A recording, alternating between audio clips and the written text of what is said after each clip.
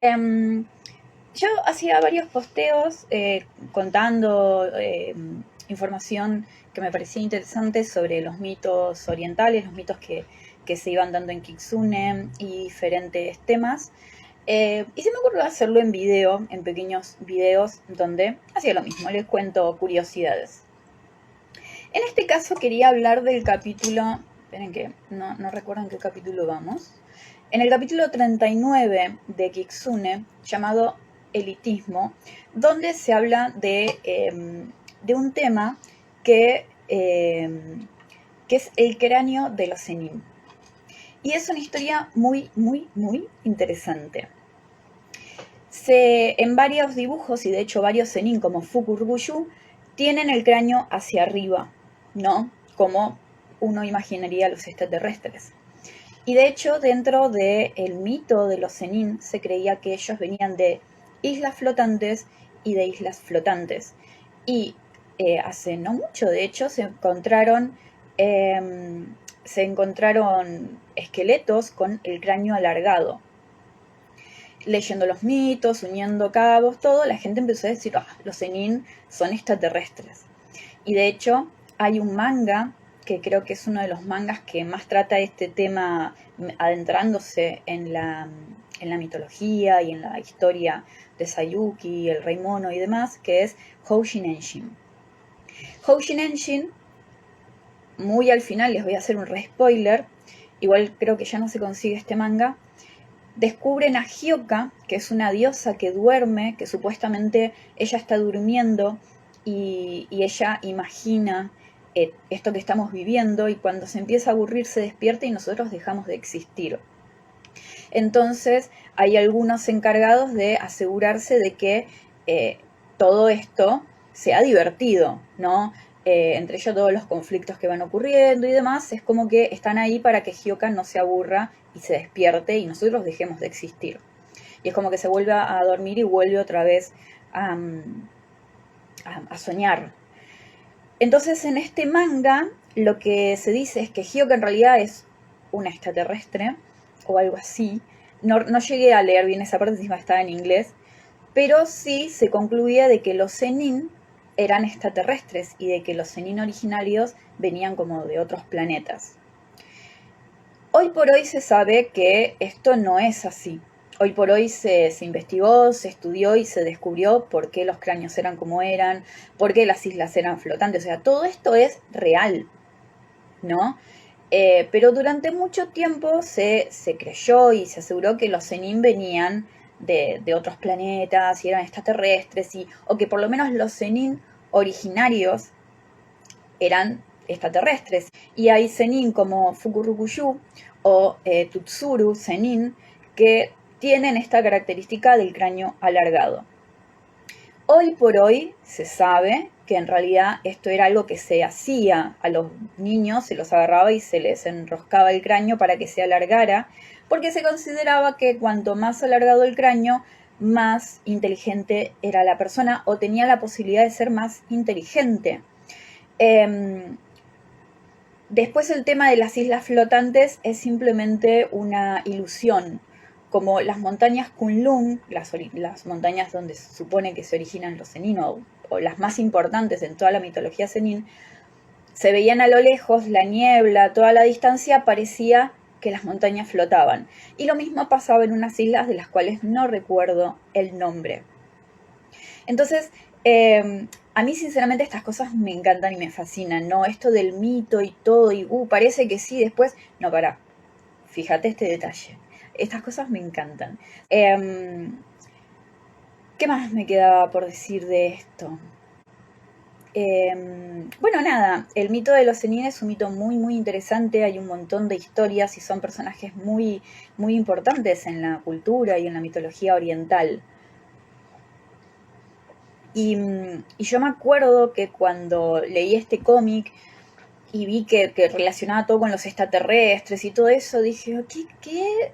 No me convencía, no me gustó para nada, porque además esto pasaba en la China antigua, antes de Cristo, y, y era como que, si bien mezclaba actualidad con la China antigua, esto pasaba todo en la era, ¿cómo es? En la era de Zhou. Entonces era como que, ¿por qué me metes extraterrestres? Sinceramente esa parte me enojó.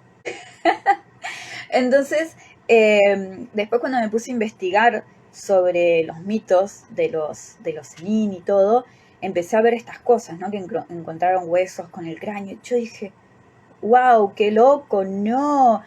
Las islas flotantes, todo eso me pareció fascinante.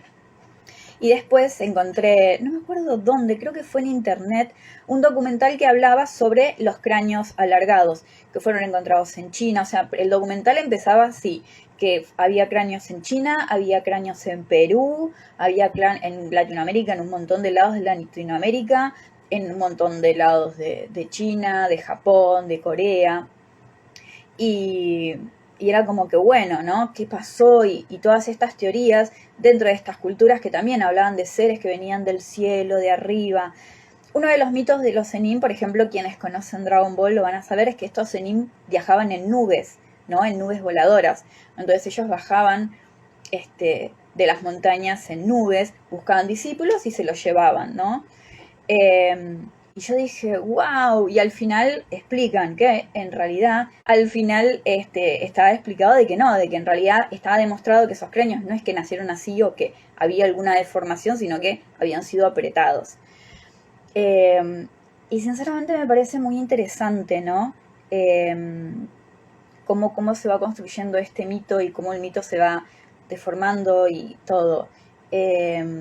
Y me pregunto, digamos, en esa época en qué pensaban, porque en esta época de los mitos de los Zenin es súper antiguo, mucho antes de Cristo, mucho antes de todo. Entonces digo, ¿qué pensaban ellos? ¿Pensaban que realmente eran personas que venían de otros planetas? ¿O, o, o qué explicación le daban a todo eso, ¿no?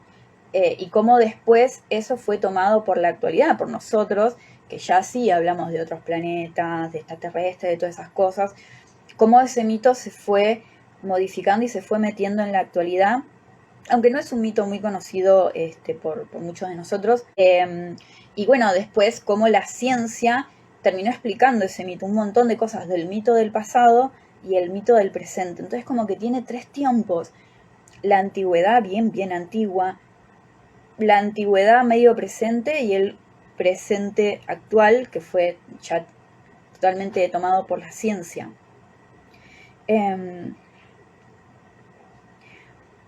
Otra cosa también que me gusta mucho es que hoy por hoy los Zenin son personajes muy queridos en Japón, en China, en otros países asiáticos la verdad no sé, pero sé que en China, por ejemplo, tienen sus 8 Zenin de la suerte, que entre ellas está Gu, que es la única chica, así como en Japón la única chica es Benten. Y son Zenin que al día de hoy están valorados, respetados y valorizados, no recuerdo la palabra. Si ustedes van a alguna tienda china, van a notar, por ejemplo, que hay estatuas y hay dibujos de estos Zenin. Hay uno que seguramente van a ver mucho, que es uno que está con toda una armadura, es un tipo grande con toda una armadura y una barba y una lanza. En Japón, ese es Villamon, ¿sí? Que quien juega videojuegos seguramente lo conoce. Hay un videojuego que aparece un Villamon. Y bueno, esos son los Zenin, esos son Zenin. Hay Zenin que, bueno, esto también fue muy tomado por la actualidad, donde la iluminación es desprenderte del ego, salir y ascender y desprenderte de todo lo material, bla, que en realidad no es así. Yo veo mucha gente también que relaciona los Zenin con el yoga, o sea, nada que ver. No, toda esa parte es más hindú. De hecho, por ejemplo, Villamón es el Zenin de los guerreros, del arte de la guerra, del arte de todo lo que es bélico.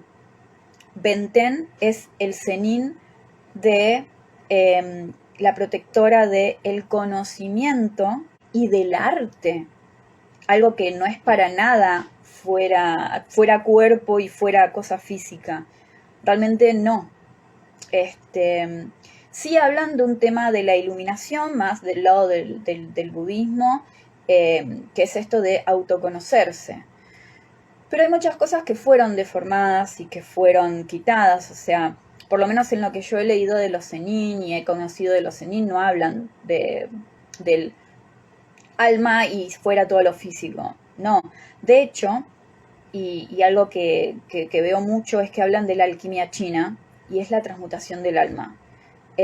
Hay un poco de alquimia china acá también y no. Y yo el otro día vi que alguien promocionaba alquimia china y yoga.